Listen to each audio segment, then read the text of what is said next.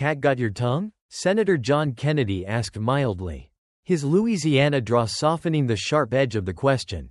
"That's okay. Sometimes the numbers speak louder than words.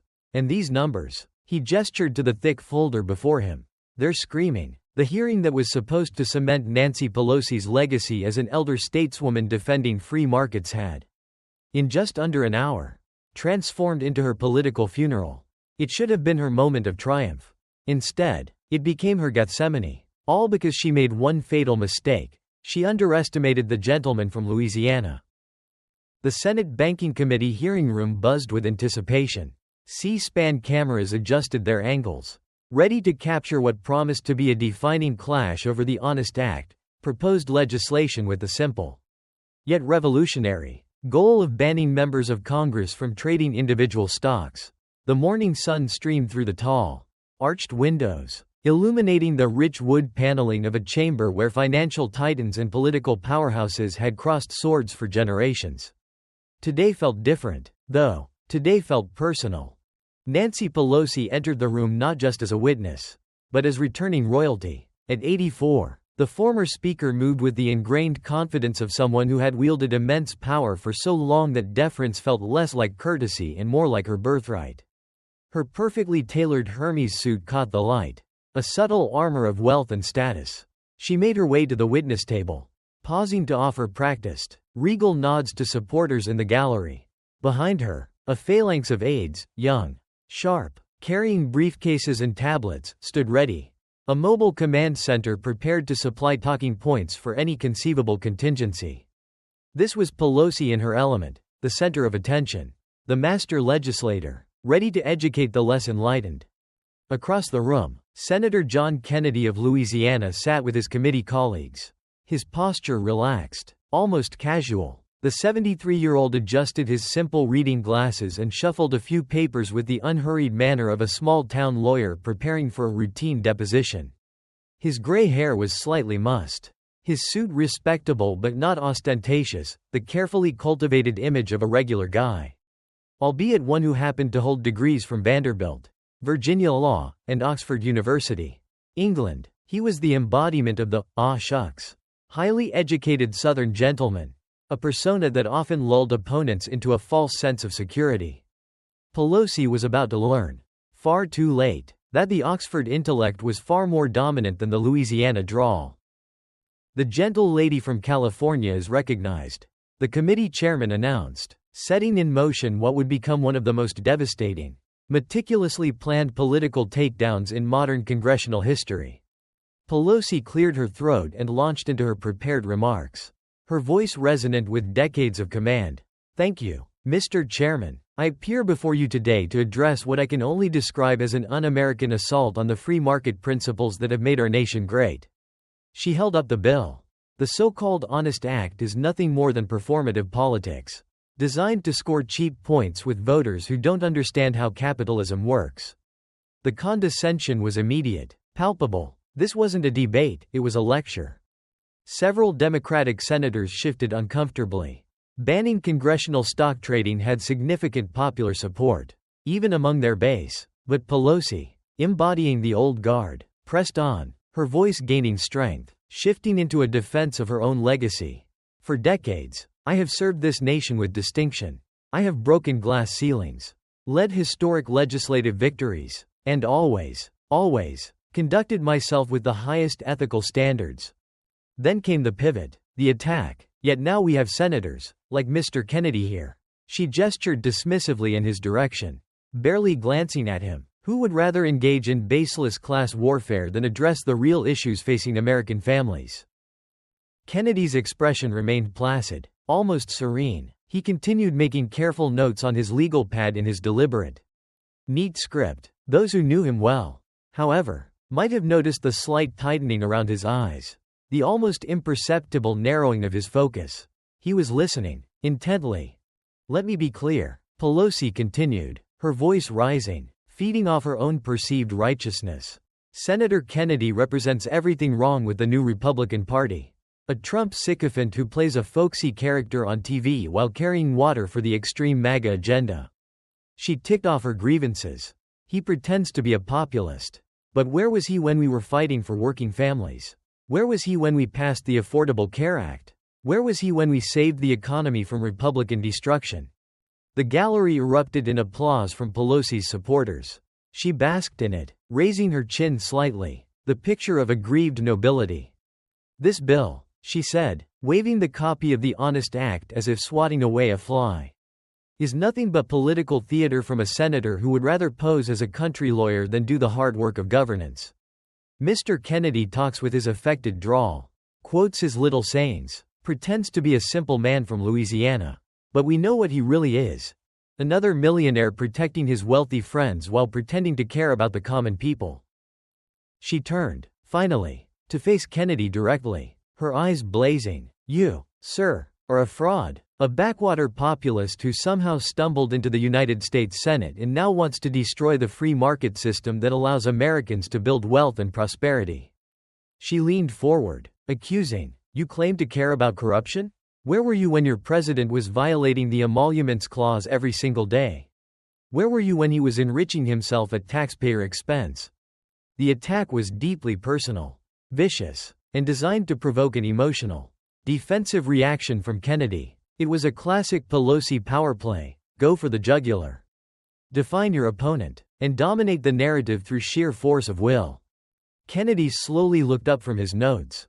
He met Pelosi's glare, his eyes calm, steady, and then, the faintest hint of a smile played at the corners of his mouth.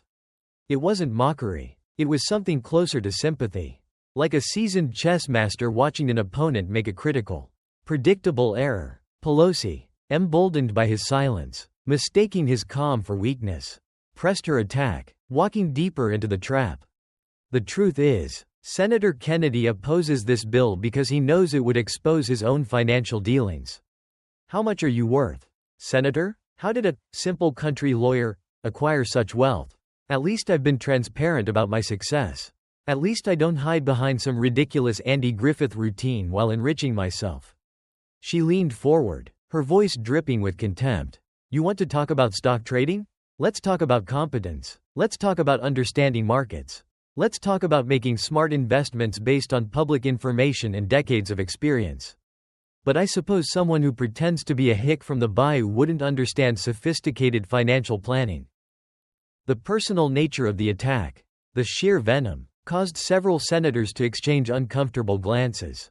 Even some Democrats winced, but Pelosi was just getting started, caught up in her own performance. This man, she declared, pointing directly at Kennedy, wants you to believe he's fighting corruption. But he's the most corrupt of all. Corrupting our discourse with his fake persona. Corrupting the Senate with his partisan games. Corrupting democracy itself by supporting a president who tried to overthrow our government. And now he wants to lecture me about ethics? This costume-wearing clown wants to question my integrity? The hearing room fell utterly silent. Even Pelosi's supporters seemed stunned by the ferocity, the raw, unrestrained anger of her attack. All eyes turned to Kennedy, waiting. How would he respond to this brutal, personal assault? Kennedy carefully set down his pen. He removed his reading glasses. He took out a handkerchief and began cleaning them. Slowly, methodically. Each gesture seemed deliberate, designed to lower the temperature. To contrast with Pelosi's uncontrolled fury. He put the glasses back on. When he finally spoke, his voice carried the soft, unhurried cadence of northern Louisiana. Each word measured, wrapped in an almost gentle politeness. Well, he said, drawing out the single syllable. Bless your heart, Ms. Pelosi. That was quite a speech. Quite a speech indeed. He paused, letting the silence build, letting her own words hang in the air. You know, where I come from, when someone gets that worked up about something, it usually means they've got something to hide.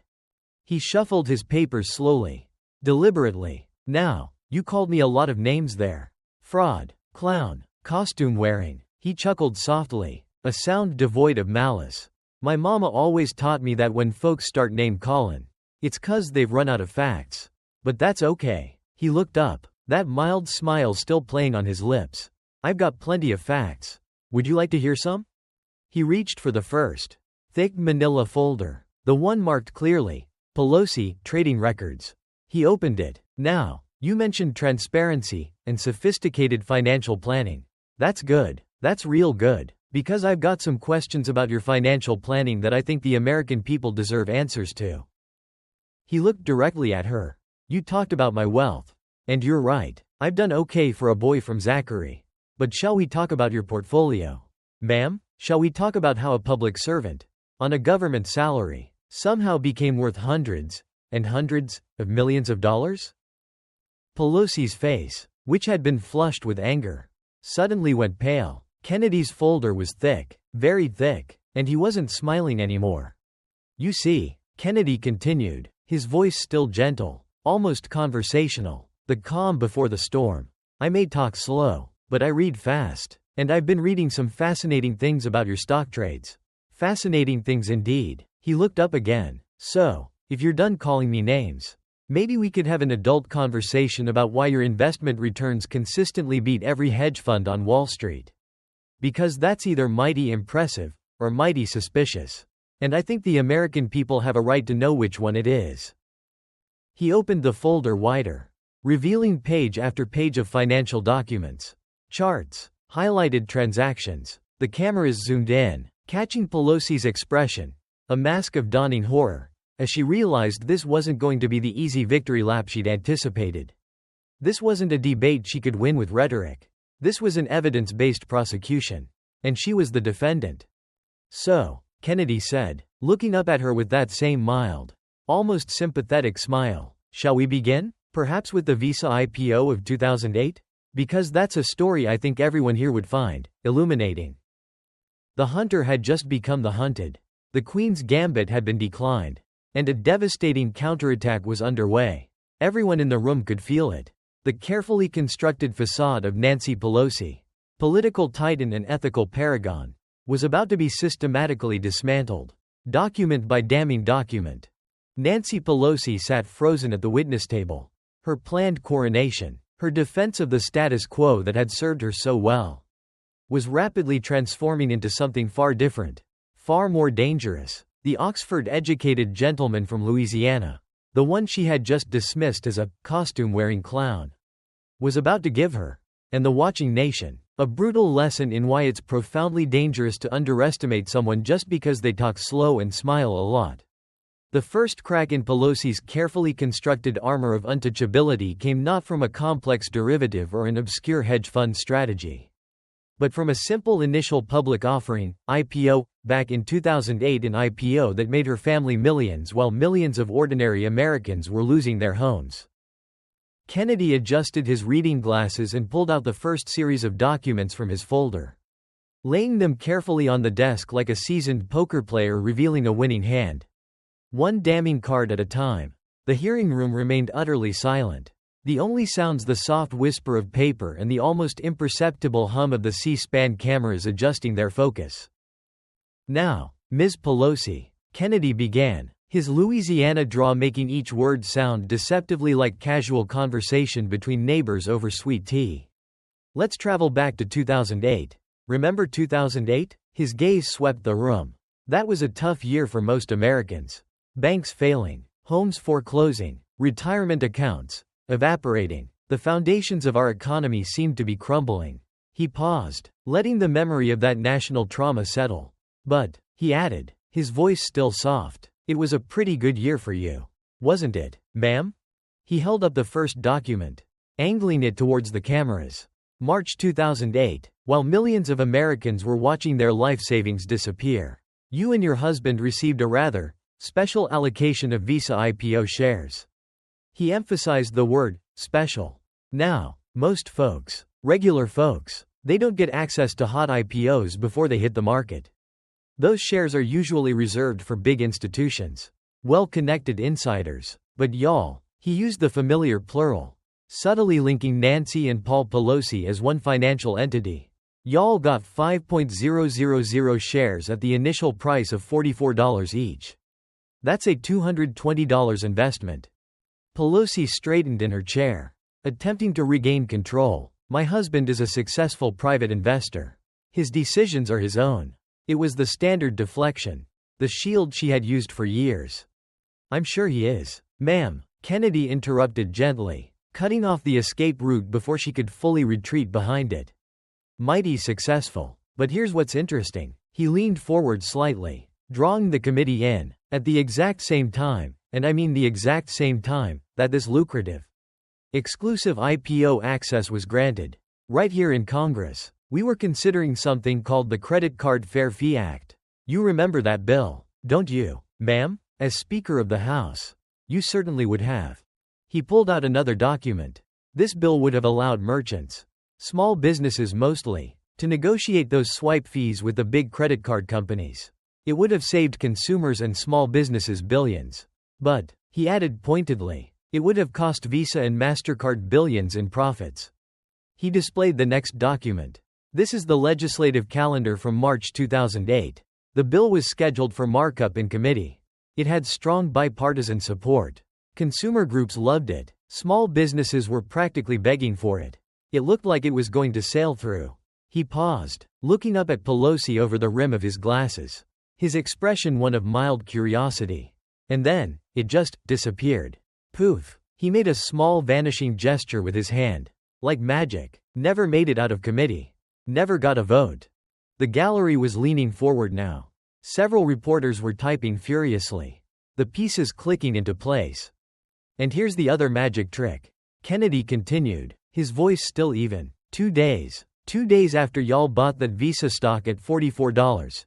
It jumped to $64 a share on the open market. He let the numbers sink in. That's a 45% gain.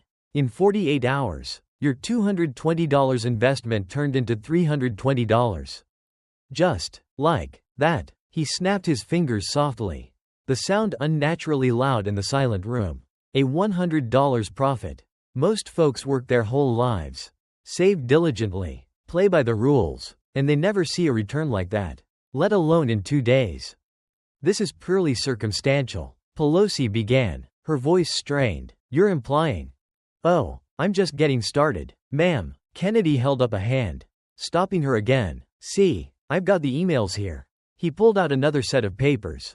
Clearly marked internal communications, internal Visa corporate communications, thanking certain members of Congress for their support and understanding during the legislative process surrounding the Fair Fee Act.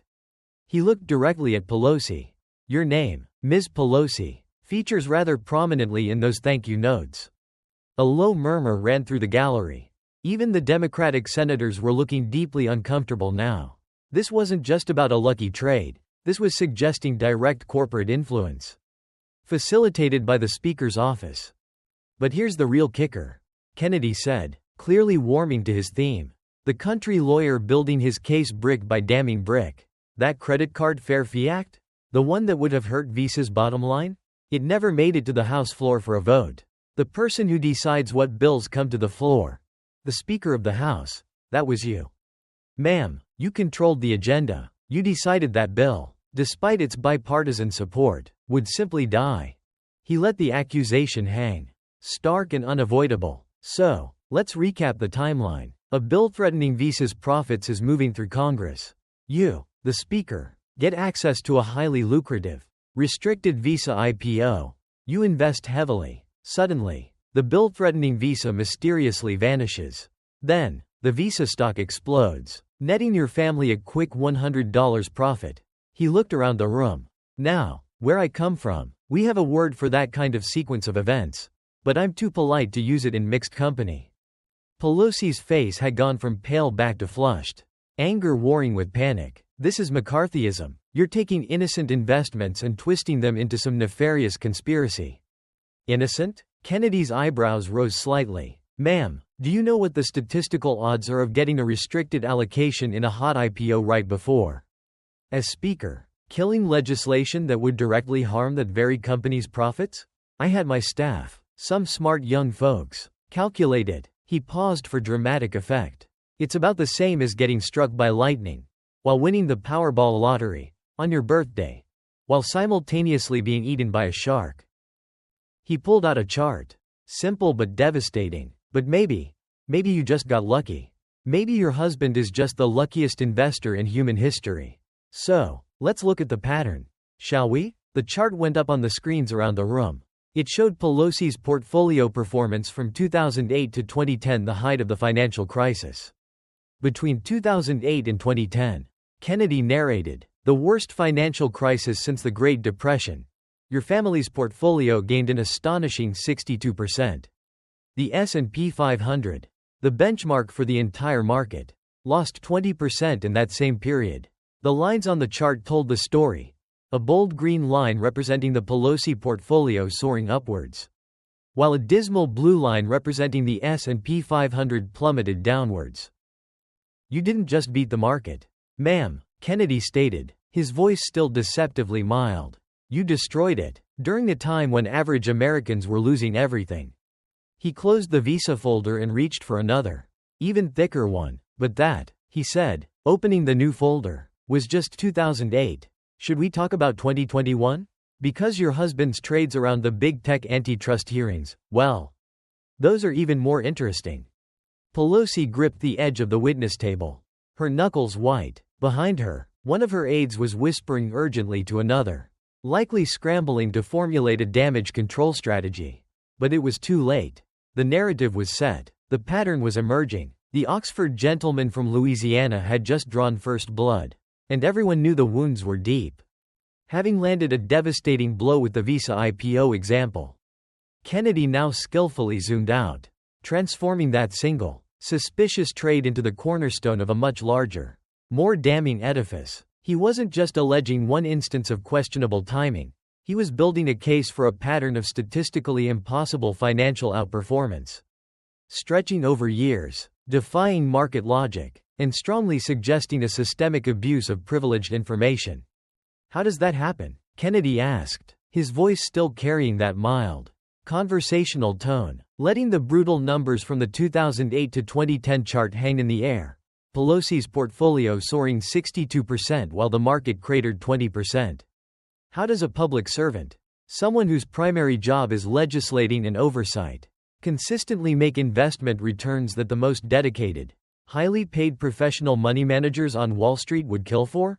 Warren Buffett himself, he invoked the universally acknowledged benchmark of investment genius, doesn't have consistent returns like yours. Ma'am, not even close. He pulled out another photograph, laying it beside the financial charts. This is from the 2008 Democratic Caucus retreat. He narrated, there you are, Speaker Pelosi, sitting right next to the CEO of Visa. According to the official schedule. He tapped the photo. That convivial chat took place just 3 days before your husband executed that perfectly timed purchase of Visa IPO shares. Just a coincidence, I'm sure. The implication was clear. Access, proximity to power players, combined with legislative control, created opportunities unavailable to ordinary citizens.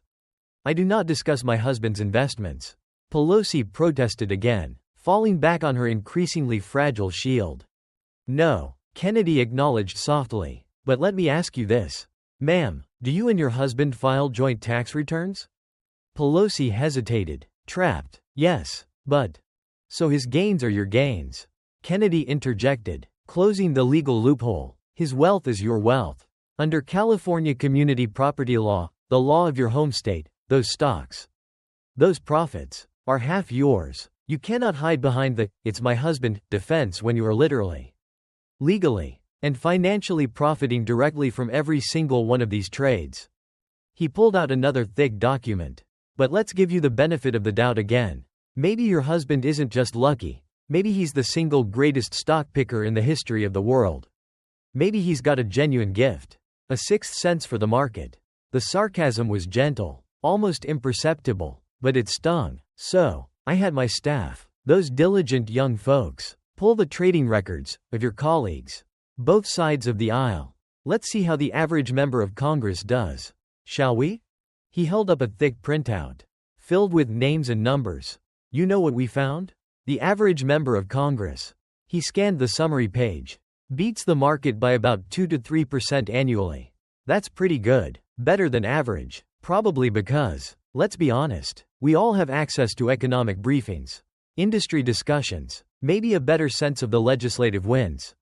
He then looked directly at Pelosi, his voice dropping slightly. But you, ma'am, year after year, decade after decade, you beat the market not by 2 or 3%, but by 30, sometimes 40%. Consistently. He set the document down. That's not just good. Ma'am, according to every financial expert we consulted, that's statistically impossible. He let the word hang in the air, heavy and irrefutable, unless. He paused, allowing the inevitable conclusion to form in everyone's mind. Unless you're trading on information the public doesn't have.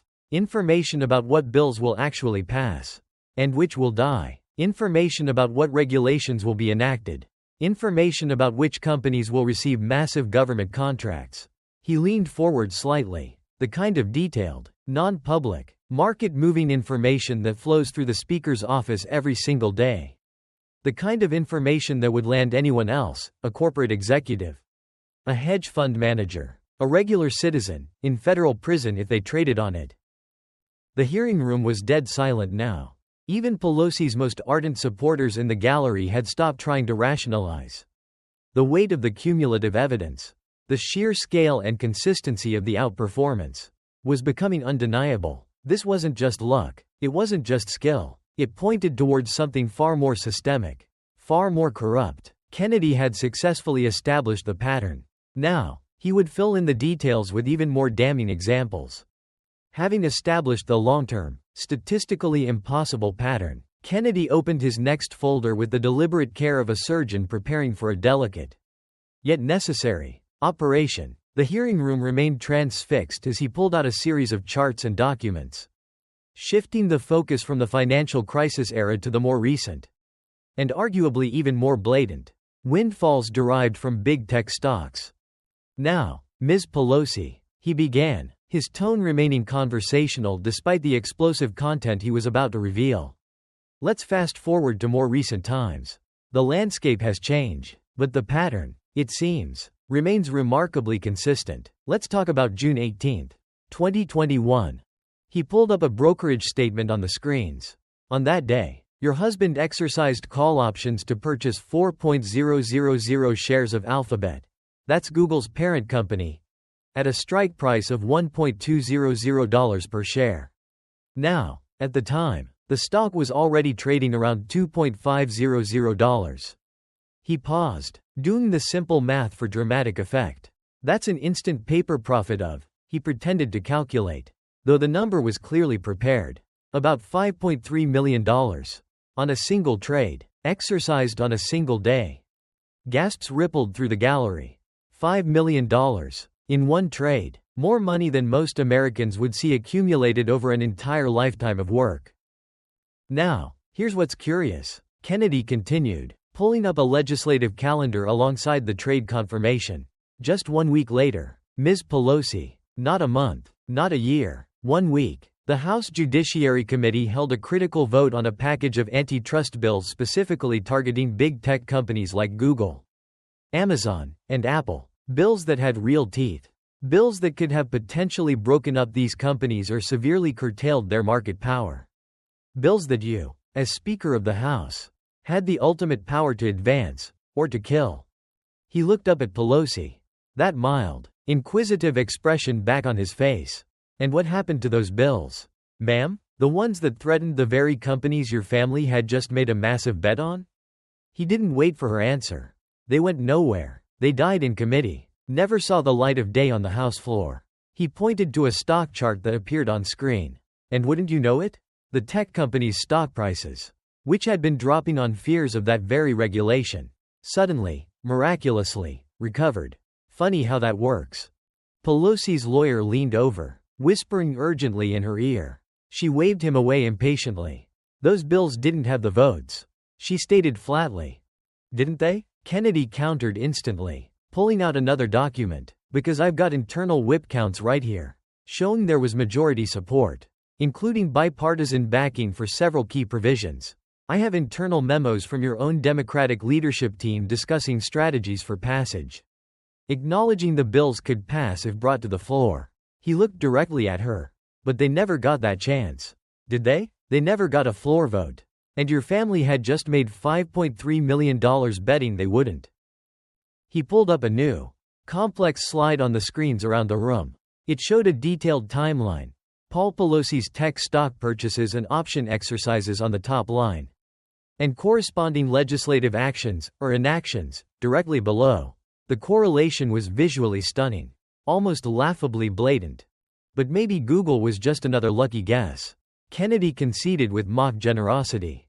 So let's look at the broader pattern just within that period. He pointed to the timeline. May 2021. Your husband buys call options on Apple and Amazon. June 2021. The big tech antitrust bills die in committee under your leadership. December 2021. He buys more tech stocks.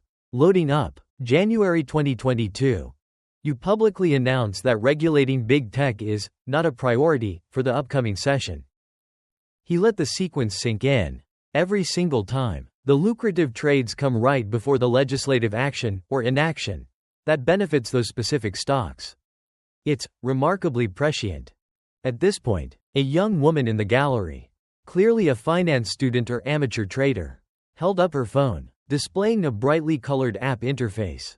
Kennedy noticed and smiled, acknowledging the cultural phenomenon her trading had become.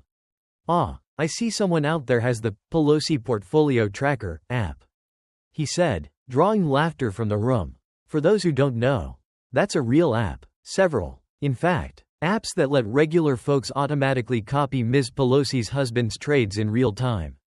They have, he checked his notes, feigning surprise, collectively, over 100,000 users. The tagline for one is literally, "Trade like the speaker." The screens now showed screenshots of these apps, complete with push notifications. Nancy just bought Nvidia. Buy now. Pelosi sold Tesla. Consider selling. The creator of one of these apps, Kennedy continued, citing his team's research, testified to my staff. He said, and I quote, "Following Pelosi's trades is more reliable than any market analysis I've ever done. She hasn't had a major losing trade in over 15 years. It's statistically impossible without possessing material non-public information." He turned to face Pelosi directly, his voice dropping slightly but losing none of its impact. "Ma'am, when professional Wall Street traders are building algorithms to copy your family's stock picks, when there are viral TikTok videos teaching teenagers how to invest like Nancy, when your portfolio's performance is demonstrably more reliable than Warren Buffett's, don't you think? Just maybe, that raises some serious questions about the source of that success?" The sophisticated financial planning Pelosi had boasted about earlier now seemed like a transparently flimsy cover story. The evidence suggested something far more systematic, far more insidious, was at play. "This is a free market," Pelosi began, attempting to pivot back to her prepared talking points. But the defense sounded weak, almost irrelevant against the mountain of specific, dated, and suspiciously timed trades Kennedy was presenting. Kennedy, sensing her retreat, pressed his advantage, moving to perhaps the most egregious and widely discussed example of the Pelosi portfolio's seemingly magical prescience. "Let's talk about Nvidia," he said, pulling out yet another folder. "This one thicker than the previous ones. Your husband's biggest score yet. A trade that became legendary. Not just on Wall Street, but on Main Street, thanks to those Pelosi tracker apps." He projected the trade details onto the screen. November 2023. Your husband buys millions of dollars worth of Nvidia call options when the stock is trading around $120 a share. A significant bet on a specific company in a volatile sector. He then displayed the Nvidia stock chart. Now, Nvidia is trading over $400 a share. That's more than a 200% return in just a matter of months. A spectacular gain. He paused, letting the sheer scale of the profit sink in. But here's the interesting part. The part that makes it more than just a lucky bet. He brought up a timeline correlating the purchase with government actions. He bought those options right before a series of major government AI initiatives were announced, initiatives funded by legislation moving through Congress. Initiatives discussed in classified briefings accessible only to senior leadership like, say, the Speaker of the House. Initiatives that would directly benefit Nvidia as a key supplier of AI chips. The timeline on the screen updated, showing the Nvidia option purchases perfectly aligned with closed-door briefings on AI policy and subsequent announcements of government contracts and semiconductor subsidies. "But my personal favorite," Kennedy said, clearly warming to his theme. adopting the tone of a storyteller sharing a particularly juicy piece of gossip. Is the Palo Alto Networks trade? February 2024. Your husband buys options in this cybersecurity company. A significant investment. He clicked, and the timeline shifted again. March 2024. Just weeks later, the government announces a major new cybersecurity initiative, pouring billions into strengthening defenses against foreign hacking. He pointed to the stock chart, and Palo Alto Networks stock jumps 30% almost overnight. Another massive win for the Pelosi portfolio. He looked up, feigning innocence. And who, pray tell, was briefed on the details of that multi-billion-dollar cybersecurity initiative in advance? Before the public announcement, he scanned the committee members. Oh, that's right, members of congressional leadership. That would be you, ma'am. At this point, Senator Elizabeth Warren, sitting further down the dais, was visibly uncomfortable. She leaned over to whisper something to Senator Sherrod Brown, the committee chairman, her expression deeply troubled. Kennedy, ever observant, noticed her discomfort and skillfully drew her into the proceedings, aiming to fracture the Democratic facade. Senator Warren, he said, his voice respectful, acknowledging her long-standing position on this issue. You've been a tireless champion of ending congressional stock trading. You've spoken eloquently about the potential for corruption. Based on the pattern we're seeing here, would you perhaps like to comment? Warren looked trapped. She was Pelosi's colleague, a fellow Democrat, but the evidence Kennedy was presenting flew directly in the face of everything Warren claimed to stand for. After a tense moment, she spoke, choosing her words carefully but pointedly. I believe all members of Congress, and their spouses, should be banned from trading individual stocks. No exceptions. The pointed nature of her response, no exceptions, wasn't lost on anyone. It was a clear, public rebuke of Pelosi's position and, implicitly, her conduct. Even Democrats were beginning to distance themselves, unwilling to defend the indefensible. Thank you, Senator Warren, Kennedy said, accepting the assist graciously. Now, Ms. Pelosi, let's address your primary defense again. You keep saying you don't know about your husband's trades. That it's all him. He held up a stack of official-looking documents. But I have here your annual financial disclosure forms. The ones you are legally required to file and sign, under penalty of perjury. He looked at her directly.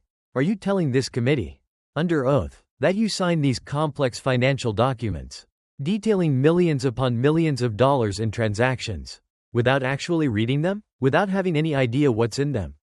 I trust my husband, Pelosi repeated, the defense sounding weaker each time. That's sweet, Kennedy interrupted, the folksy charm dripping with acid. Real sweet. But trust doesn't explain how your husband consistently buys stocks days before favorable government actions are announced. Trust doesn't explain returns that beat not just the market, but every professional hedge fund in America. Trust doesn't explain why thousands of amateur traders are successfully copying your portfolio as if you have a crystal ball. The litany of inconsistencies was overwhelming. The trust defense simply couldn't withstand the weight of the evidence. Kennedy pulled up one final, devastating chart. It tracked Nancy Pelosi's estimated net worth over her decades in Congress. Let's look at the big picture, shall we? He suggested. This chart shows your estimated net worth over time, based on those financial disclosure forms you sign but apparently don't read. The line on the chart told a story more compelling than any rhetoric. In 2008, Kennedy narrated, around the time of that very fortunate Visa IPO, your estimated net worth was about $30 million. Respectable, certainly. But today, according to the latest analysis, the line shot dramatically upward. Your family's net worth is estimated to be over $250 million. He let the number hang in the air. $250 million. That's an increase. He did the math slowly, emphasizing the scale, of $220 million, accumulated while serving in Congress. Your congressional salary, even at the speaker level, is around $223 a year. Even if we generously assume you saved every single penny of that salary for your entire 35-plus years in Congress, which, of course, you didn't, that would amount to less than $8 million. The math was stark, unavoidable. $8 million in salary. Kennedy repeated, $220 million in wealth growth. Where? He asked, his voice deceptively soft. Did the other $212 million come from? Ma'am? He looked around the room, making eye contact with his colleagues, with the reporters, with the gallery. So, either you are, without question, the single greatest investor in the history of American finance, greater than Buffett, greater than Soros, greater than anyone, or. He paused, letting the alternative sink in. Something else is going on. He turned back to Pelosi. And ma'am, with all due respect, if you truly are the greatest investor in history, why were you wasting your time in Congress all those years? You could have been running Goldman Sachs. Nervous laughter rippled through even the Democratic side of the room. The absurdity was undeniable. But here's what really bothers me. Kennedy continued, his voice taking on a more serious, almost somber tone. It's not just the sheer amount of money, staggering as it is, it's the message it sends, the profound unfairness it represents.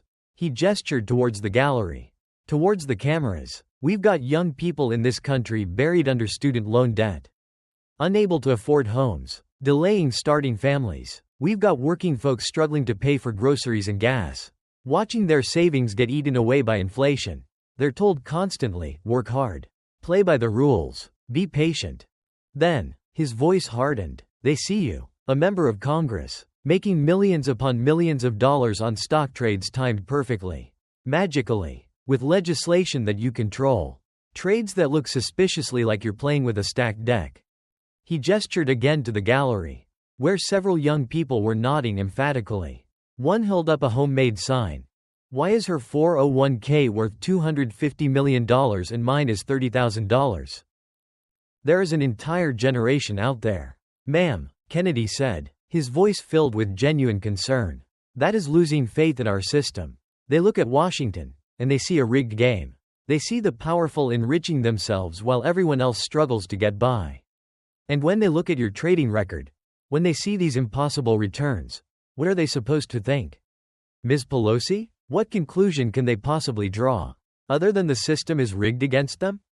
The camera caught several young people in the gallery nodding, some with tears in their eyes. This wasn't just about stocks anymore, it was about the fundamental promise of fairness in America. Mr. Chairman, Kennedy said, turning to address the committee formally. At this time, I would like to enter into the official record analyses conducted by 3 separate, independent teams of financial forensics experts from MIT, the Wharton School of Business, and the University of Chicago. He handed thick-bound reports to the committee clerk. They all approached the data differently. He explained, different methodologies, different models, but they all reached the exact same, stunning conclusion. He picked up one of the reports. I quote from the MIT summary. The probability of achieving the reported returns documented in Speaker Emerita Pelosi's financial disclosures through random chance, market timing, or superior security analysis alone is approximately 0.000016%. He looked up. That's roughly a 1 in 6 million chance, statistically indistinguishable from zero. Murmurs filled the gallery. 1 in 6 million. But let's make it simpler. Kennedy continued, pulling up a final, devastating chart from the University of Chicago study. They analyzed 10.000 completely random portfolios, constructed using only the stocks available to you over your trading period. They ran millions of computer simulations. Not a single one, not one simulation out of millions, came close to matching your returns. He looked around the room, letting the impossibility sink in. Folks, that's like flipping a coin and getting heads 1,000 times in a row. It just doesn't happen in the real world. Unless, he paused for effect, the coin is rigged. A young analyst in the gallery held up his laptop, showing real-time calculations. Kennedy noticed and smiled. I see someone's running the numbers themselves. What are you finding, young man? The analyst, emboldened, called out. Based on standard deviation from the efficient market hypothesis, her returns are consistently 47 standard deviations above the mean. That's basically mathematically impossible without an external factor. Thank you, Kennedy called back. 47 standard deviations. For those who don't speak statistics, that's like being 47 feet taller than the average person. It's not just unusual, It's fundamentally impossible, without some external factor. Without, he added pointedly, access to material non-public information. He turned back to Pelosi, his tone shifting from analytical back to personal. Ma'am, you've had a lot to say about me today. Called me names, questioned my intelligence, mocked my accent. But here's the thing about numbers. They don't care about your opinion of me. They don't care about politics or rhetoric or fancy suits. They just are what they are. He leaned back in his chair. Now, ma'am, either you need to immediately resign from public life and start the world's greatest, most prescient hedge fund, or you need to explain to this committee and to the American people how a part-time investor, serving in Congress, consistently outperforms not just the market, not just Warren Buffett, but even the most sophisticated supercomputers and quantitative analysts on Wall Street. The hearing room waited. Pelosi opened her mouth, closed it, opened it again. For perhaps the first time in her decades-long political career, Nancy Pelosi had absolutely no words. Cat got your tongue? Kennedy asked mildly. That's okay. Sometimes the numbers speak louder than words. He gestured to the pile of reports, the charts still glowing on the screens. And these numbers, they're screaming. For years, Nancy Pelosi had successfully deflected any serious inquiry into her family's uncanny stock market success with 5 simple, oft-repeated words. I don't own any stocks. It was her shield, her mantra, the wall behind which the uncomfortable questions inevitably died. Today, John Kennedy arrived with a battering ram forged from legal statutes, signed documents, and Pelosi's own recorded words. The shield was about to shatter. Kennedy reached for his tablet again, his movements deliberate, signaling a shift in focus. The hearing room, having just absorbed the devastating mathematical analysis, leaned forward again. The financial case was made. Now came the dismantling of the defense. Ms. Pelosi, Kennedy began, his accent wrapping around her name like honey around a bitter pill. For years, you've had a standard, almost reflexive response whenever anyone dares to question your family's remarkable investment success. You want to share it with us one more time? For the record? Pelosi straightened, grasping at her familiar lifeline. As I have stated repeatedly, she said, her voice tight but regaining some of its familiar authority. I do not own any stocks. I have no involvement whatsoever in my husband's financial decisions. There it is, Kennedy said, smiling that slight, dangerous smile. The magic words, I don't own any stocks.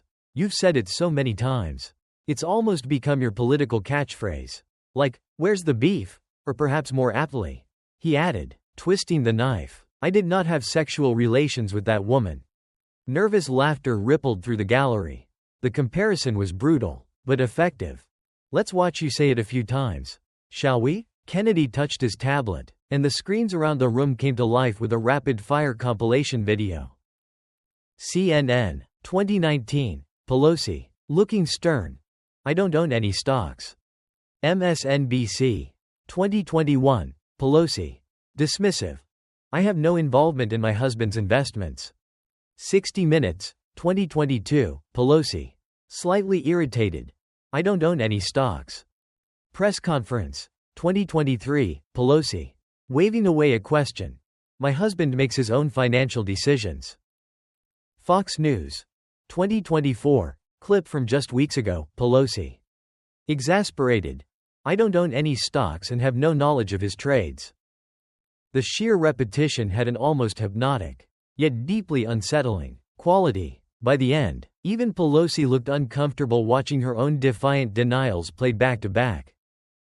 That's a lot of denials, Kennedy observed mildly, but you know what they say. If you have to keep saying something over and over and over again, maybe it's because deep down, people just don't believe you. And in this case, he added, there's a very good reason they don't believe you. He pulled out a thick, legal-looking document. This, ma'am, is the California Family Code. Specifically, Section 760. It defines community property. Would you like me to read the relevant passage? Without waiting, he put on his reading glasses. Except as otherwise provided by statute, all property, real or personal, wherever situated, acquired by a married person during the marriage while domiciled in this state, is community property. He looked up at Pelosi over his glasses. Now, I'm just a simple country lawyer. But that seems pretty clear to me. You are domiciled in California. You acquired this wealth during your marriage. In the eyes of California law, what's your husband's is yours. 50-50. Right down the middle. Legally. Those are your stocks too. That's not how we manage our. Pelosi began, attempting to argue marital specifics. But Kennedy was already pulling out another, even more damning document. Your tax returns, he said, holding up the thick stack. Obtained via proper channels. Joint filing. Every single year. You signed them. Under penalty of perjury. Right there. He projected Schedule D, capital gains and losses, onto the screen. There's your signature, Ms. Pelosi. Right next to your husband's. Every year. The signatures were highlighted. Enlarged. Undeniable. When those Nvidia options made millions last year. Kennedy pressed. Did you file separate returns? Did you legally disclaim your half of those profits? No. When the Visa stock soared back in '08. Did you tell the IRS? That's his money, not mine. No. You filed jointly. You claimed the gains jointly. You benefited from the lower tax rates jointly. You enjoyed the wealth jointly. But, his voice dripped with irony. When someone asks uncomfortable questions about how that wealth was obtained, suddenly, magically, it's just your husband's business. Senator Warren leaned forward again. May I ask a follow-up? Senator Kennedy? Please, Senator. Kennedy graciously ceded the floor, knowing Warren's question would only tighten the noose. Ms. Pelosi, Warren began, her tone sharp. When you and your husband discuss household finances, perhaps over dinner, does he ever mention his trades? Do you ever ask how the family portfolio, worth hundreds of millions of dollars, is doing? Pelosi hesitated, cornered by a fellow Democrat. We don't discuss specific trades. Never? Warren pressed, incredulous. In decades of marriage, managing a $250 million fortune, you never once asked about specific investments? The questioning from Warren was devastating, lending bipartisan weight to Kennedy's point. Pelosi looked utterly betrayed. Kennedy seized the moment, stepping back in. Let me help you out here. Ms. Pelosi, I've been married over 40 years myself. My wife, Becky, she knows every single investment we have. She knows when I buy a stock, sell a stock, or even just think about a stock. That's what married people do. Ma'am, they talk, especially about things worth hundreds of millions of dollars. He pulled up another video clip. But don't take my word for it. Let's watch your interview with Jake Tapper on CNN. Just last month, the video played. Tapper attempted to gently ask about the insider trading allegations. Pelosi erupted. Video Pelosi, snapping. Why do you always have to bring that up? We're here to talk about healthcare. Tapper, uncomfortable, but Speaker Emerita. The American people have questions. Video Pelosi, almost shouting, I don't own any stocks. The real Pelosi in the hearing room visibly winced as her on-air tantrum played out. You seem a mite defensive there. Ma'am, Kennedy observed mildly. Like my grandma used to say. The hit dog hollers. And you were hollering pretty loud right there. He pulled out another document. Returning to specific examples. Let's get specific again. December 2021. Your husband bought $2 million in Microsoft call options. That very same day, you attended a high-level, closed-door meeting with tech industry leaders specifically discussing AI regulation and potential government contracts, information highly relevant to Microsoft's future. He looked at her. Are you telling this committee you came home that night from that crucial meeting, and didn't mention it to your husband? And he just coincidentally, magically, decided to make a massive bet on Microsoft options that very morning? Just two ships passing in the night? We have separate spheres, Pelosi repeated weakly. Separate spheres? Kennedy's eyebrows shot up. Ma'am, you live in the same house. You eat at the same table. You presumably sleep in the same bed. But you want us, and the American people, to believe you operate in completely separate financial and informational universes when hundreds of millions of dollars are involved? He turned to address the gallery again. Folks, I want you to imagine going home tonight and telling your spouse, honey, I just made our family $5 million richer today. But please don't ask me how. Because you know, separate spheres. The gallery erupted in knowing laughter. The image was absurd, insulting, and everyone knew it. But here's where it gets really interesting. Kennedy continued, pulling out a new, slimmer folder. As part of this committee's investigation into potential insider trading, we subpoenaed your husband's phone records. Legally. Pelosi's lawyer jumped up. Mr. Chairman, this is outrageous. Spousal privilege. Sit down, counselor. The chairman said firmly. This committee has broad subpoena power in pursuit of its oversight function. The senator has the floor. Kennedy smiled thinly. Thank you, Mr. Chairman. Now, we didn't read the content of the messages. Counselor, spousal communications and all that. But we did get the metadata. Times, dates, frequency, call durations. He pulled up a complex chart. And what do you know? Your husband calls or texts you an average of 15 times a day. Every day, including, very specifically, multiple times on the days he makes his biggest, most profitable trades. He pointed to the chart. Look at this pattern. Big trade placed in the morning. Flurry of texts and calls between your phones. Market closes with huge gains. More texts and calls that evening. It's like clockwork. He looked directly at Pelosi. But you don't discuss his investments? The evidence was becoming overwhelming. The separate spheres defense wasn't just crumbling, it was being systematically pulverized by data.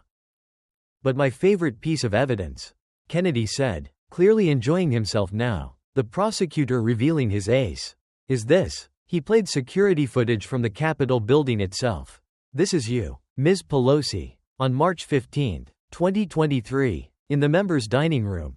The grainy footage showed Pelosi at a lunch table, holding her phone to her ear. Now, Kennedy narrated, we enhanced the audio. Perfectly legal, as this was recorded in a public space within the Capitol complex. Want to hear what you were saying? Before Pelosi could object, her own voice filled the room from the recording. Paul? Yes, that sounds great. Yeah, buy more if you think. No, I can't talk about that here. Call me later. The smoking gun. The room erupted. Even Democratic senators were shaking their heads in disbelief.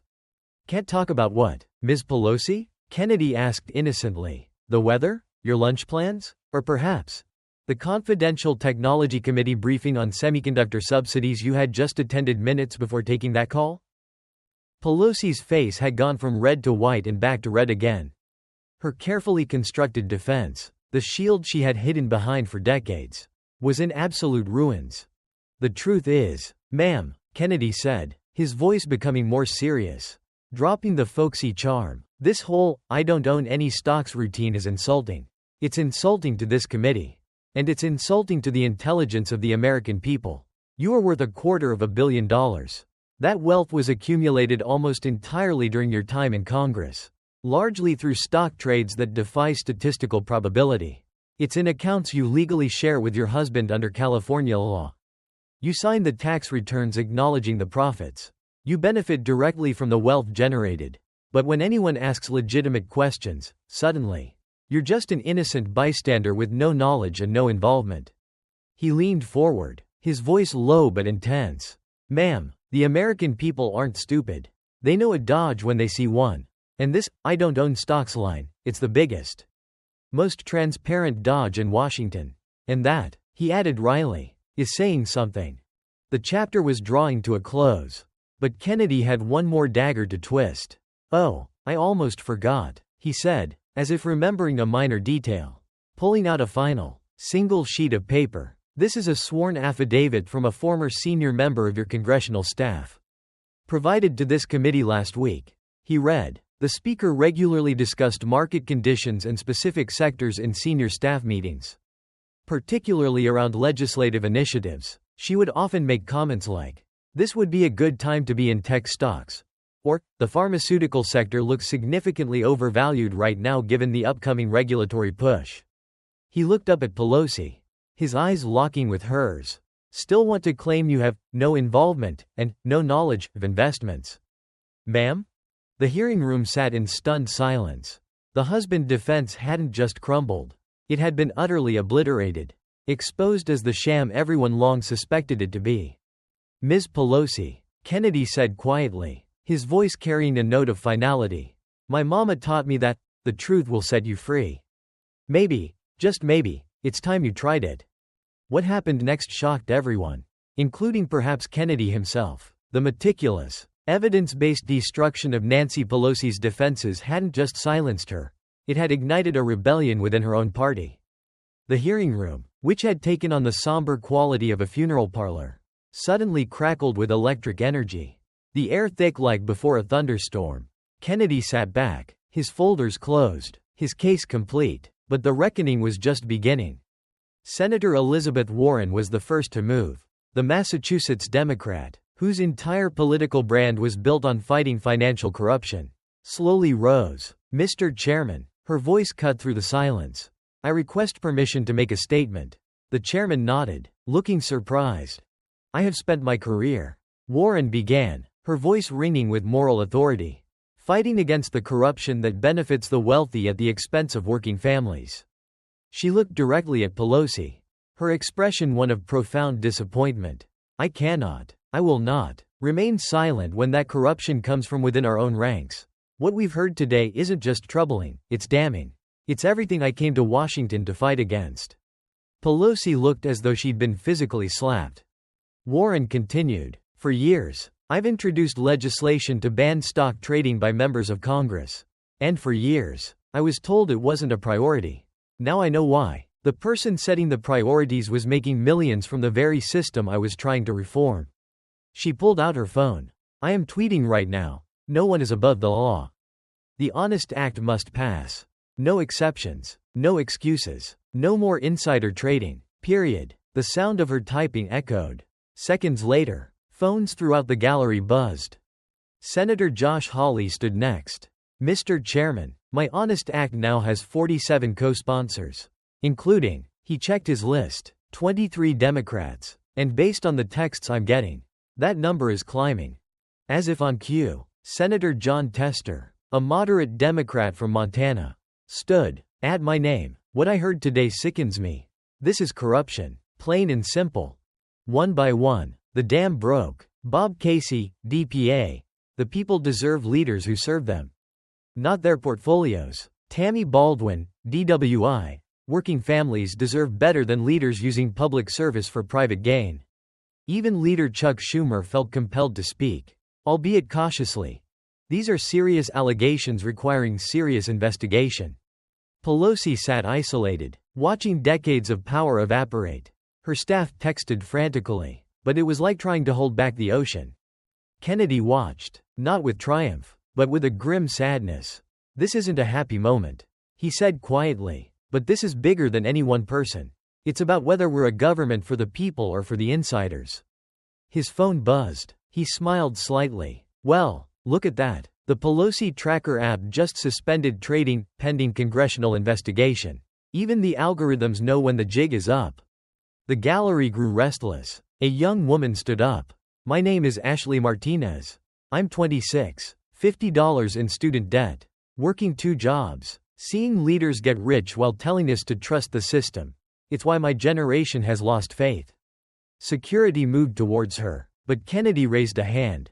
"Let her speak." Ashley continued, her voice shaking. "Ms. Pelosi, you were supposed to be a role model.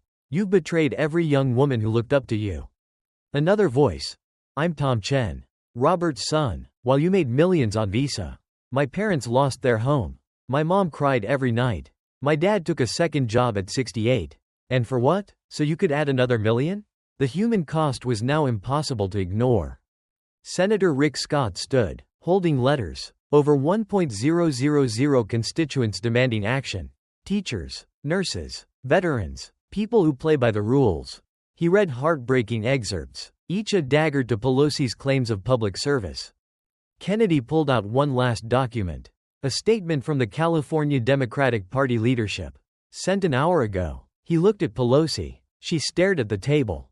"The California Democratic Party is deeply concerned. We believe in transparency, accountability. We call on all our representatives to support meaningful reform." He looked up. "That's your own state party. Ma'am, they're not standing with you. They're standing with reform." The isolation was absolute. She had entered as royalty and was leaving as a pariah. "Mr. Chairman," Warren spoke again, "I move this committee immediately vote to advance the Honest Act to the full Senate with a recommendation for expedited consideration." Seconded, came voices from both sides. All in favor? Aye. The response was thunderous. Unanimous. All opposed? Silence. The ayes have it. The Honest Act will be advanced with our strongest. Unanimous recommendation. The gallery erupted in applause, young people hugging. The Chen family embracing. Pelosi sat frozen. Her political capital spent. Her influence gone. The old way of doing business in Washington had died. Killed by facts and bipartisan revolt. The chairman cleared his throat. His voice heavy. Ms. Pelosi. This committee will be referring these matters to the Securities and Exchange Commission and the Department of Justice for further investigation. Pelosi finally spoke. Her voice hoarse. Defeated. This is a political hit job. A witch hunt. Ma'am, Kennedy interrupted gently. With all due respect, the time for speeches is over. The evidence has spoken. Your colleagues have spoken. Sometimes, the best thing to do when you're in a hole is stop digging. You think you've won? She spat, a flash of her old fire returning. Kennedy's expression was genuinely sad. No, ma'am, there are no winners here. Just a reminder that nobody's above the law. Not even the former Speaker of the House. As Pelosi was finally led away, past the silent, judging eyes of the Chens and Ashley Martinez, Kennedy packed his folders. The next morning's headlines were brutal. Pelosi abandoned. The numbers don't lie. Honest ACT headed for passage. The Pelosi Tracker app shut down permanently. Social media exploded with memes and outrage. Her own state party called for her resignation. Kennedy, back in his office, refused Sunday show appearances. I said what needed saying. He told his staff, the rest is up to the American people. Asked if Pelosi would resign. He mused, pride goeth before a fall. But sometimes pride is all that's left after. He flew home to Louisiana, leaving behind a Washington fundamentally shaken. The age of congressional insider trading was ending, brought down not by partisan warfare, but by the quiet, methodical application of facts, championed by a simple country lawyer from the bayou. The reckoning was complete.